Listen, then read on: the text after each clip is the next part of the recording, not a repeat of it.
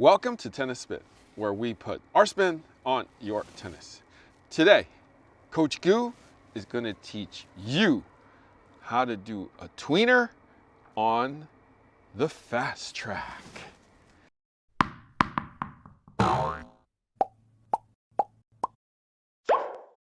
right, so as I said in a previous video in which we did a tweener, or at least Coach Goo did a tweener. Yeah, I was too damn tired to do it, but it's okay. It's like the hardest shot in tennis, and you only do it because you're super confident in it. You're desperate. There's no other way. Yeah. I mean, what else is there that? Unless you want to be cool, and then. Oh, this is true. Unless you want to be cool and just try to, you know, not play tennis and just go for trick shots for all day. Yeah, like Monfils or Kyrgios. There you go. How many titles they got? I don't know. None is the answer. Oh, well, Feast has a few. I believe so. Oh, I'm talking about big ones. We're not talking about grand slams. I'm talking about slams, though. Yeah, you're talking about slam. That's different. Okay, but you know, we're gonna show you how to showboat a little bit, and in order for you to even learn how to showboat, we gotta teach you how to do it on the fast track. Okay, so you can practice all day long. You'll get a pretty decent feed, and you can hit it until you get tired. Okay, so first things first, it's gonna feed you in a certain way. It's not gonna feed you high. It's not like right. You have to run in a bit and wait until what? You pretty much have to let the ball bounce, and pretty much the goal behind this is because it doesn't feed it that high like a normal person would feed it. You would have to approach it a different way. So you start off to the side first, right? You start off to the side, so therefore when the ball bounces, you let the ball bounce first, then you chase it directly towards it. Mm-hmm. Then you'll see me take my right leg out, and then all of a sudden when the ball is about to drop for a second time, I'll quickly put my left leg out and then swing it all the way through. The grip I will be using is not a forehand grip. It is a continental grip. It's the most universal grip. And to make that happen, because you don't want to add any more spin, because if you accidentally hit your knee or your shin, it's not going to be pretty, and you probably be on the floor afterwards. So making sure a continental grip is mandatory. If you try to use a forehand, it'll just be too tough to control, and therefore, if you accidentally hit it, it could actually kind of spray the ball at a different direction.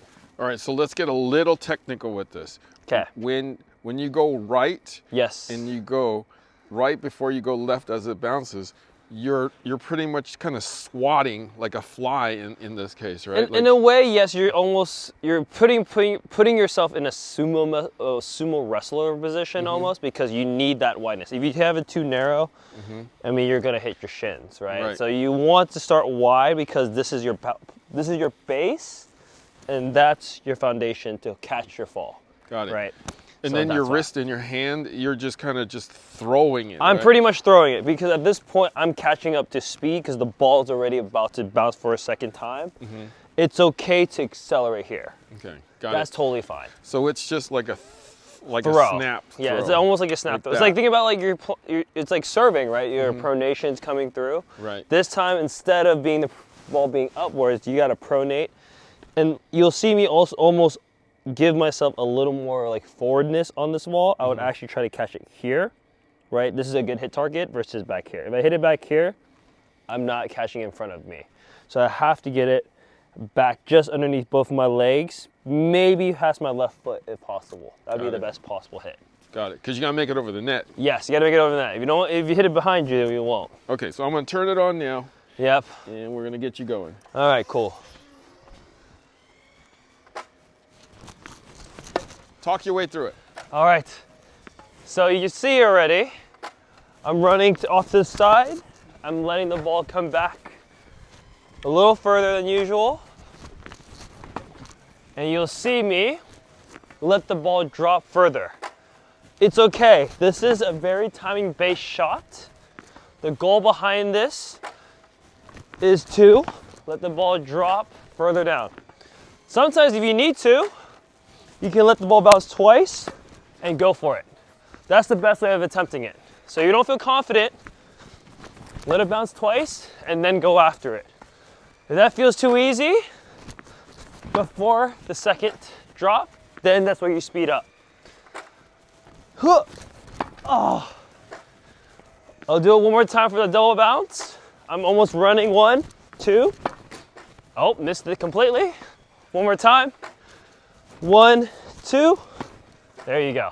All right, so Coach Gu, you made that look so easy, but in fact, it's actually not. No, it's hard. You've done it for many, many years. You understand the concepts of doing it. How can we make it easier for them? Like, what are the 1, 2, 3 steps again? I mean, the biggest thing is, if you go back to it, I let the ball bounce twice. So a good way to start off is letting the ball bounce twice. So it's like 1, 2, and then hit. Because this is more of a progression, because the hardest thing is timing it. And then running through the space of it. So first you have to understand you have to let the ball almost bounce twice. Got it. So for people that are starting off tweeners, let the ball bounce twice first, and that's an easier way to approach it. It is a lot easier, because if you let it try to do it on one bounce, you see the accidents, what happens.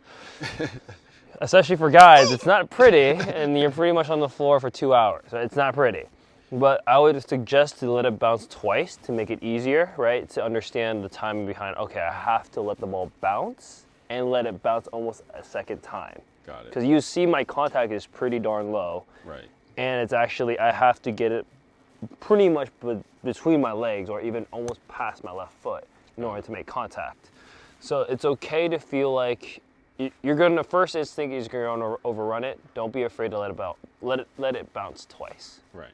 And the one good thing, the one great thing about having a fast track is it's just going to keep feeding you balls, right? Yeah. The problem when we did our first video was we had to put it perfectly, right over your head into a position where it bounces, like, and then for you to have the opportunity to do that. Yeah. You're going to have that opportunity for days if you want to, and practice it with the fast track. Yeah. So I would say, like, the first 3 things to say. 1, letting the ball bounce twice. That's the #1 thing. Number 2, be patient. You got to be very patient with this shot, because it's not easy to learn. So be patient. And 3, like I said, always step out with your right leg first. Then, if you can, step with your left leg to go around it. So you're stepping in front. So remember, I'm staggered. I am not trying to be straight ahead like this. This is actually the worst possible place. To remember, if I'm running down, letting the ball bounce, right foot out first. For a lefty, it would be the opposite leg. But left foot is my anchor, and I'm letting the ball swing all the way through, or letting the racket swing all the way through. Got it. Thank you, Coach Gu, for showing us the way again in the tweener with the fast track. Of course. So, guys, follow Coach Gu and see what he did on the fast track. All right, it'll make it easier, and you'll keep getting the repetition that you need to get it done, to build the confidence of showboating, doing the tweener. All right, Coach Gu, thank you so much for doing it. Where can we find you? Find me at HU.tennis. I'll also be posting content there as well. All right, guys, practice that tweener. Get your tweener on the fast track. Thank you for watching Tennis Spin, where we put our spin on your tennis.